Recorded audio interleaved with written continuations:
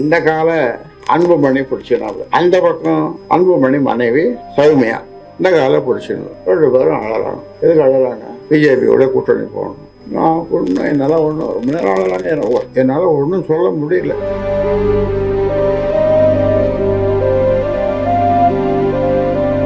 கூட்டணியை பற்றி பேசணும். அதிமுகவோட கூட்டணி சேரணும்னு சொல்லி இவருக்கு ஒரு கடிதம் எழுதி கடைசியில் டைப் பண்ணது. கடைசியில் என் கைப்படவே அந்த கடைசியில் 4 வரி, நீயே எடப்பாடி பழனிசாமி கிட்ட பேசு அப்படின்னு சொல்லி கையாளி எழுதுறேன். அதே மாதிரி பேசினாப்புல எடப்பாடி கிட்ட பேசினார்.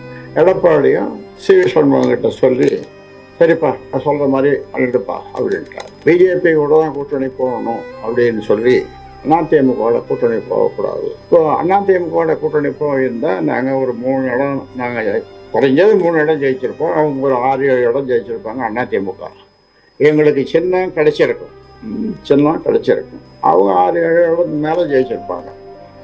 ஏன்னா இது நேச்சுரல் அலையன்ஸ். அதிமுக பாட்டாளி மக்கள் கட்சின்றது ஒரு இயற்கையான கூட்டணி. அந்த காலத்தில் நேச்சுரல் அலையன்ஸ்னு சொல்லுவாங்க.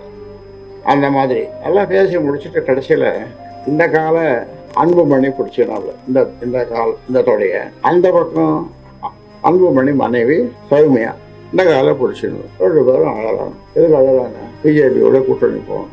நான் ஒன்றும் என்னால் ஒன்றும் ரொம்ப நேரம் அழறாங்க, என்னால் ஒன்றும் சொல்ல முடியல. அன்புமணி வாயிலிருந்து ஒரு உதிர்ந்த முத்துக்கள் சொல்லுவாங்கல்ல, அந்த உதிர்ந்த முத்துக்கள் உதிர்ந்தது. இதை ஒத்துக்கணும்னா நீங்கள் தான் எனக்கு கொள்ளி வைக்கணும், நீங்கள் தான் எனக்கு இந்த பக்கம் இவர் தொடைய பிடிச்சினால சௌமியா இந்த பக்கம்.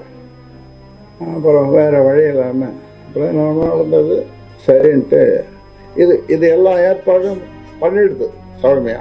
பிஜேபியோட கூட்டணின்ற ஏற்பாட்டை ஆமாம் அண்ணாமலையோடலாம் பேசி எல்லாம் மறுநாள் காலையில் பார்த்தா அவங்க வெளியில் பாரத் மாதா கே ஜெய், பாரத் மாதா கே ஜெய்னு ஒரு கோஷம் அங்கே கேட்குது. அண்ணாமலை வந்துட்டார். காலையில் பெரிய சாப்பாடு எல்லாம் விருந்து காலையில் நடக்குது.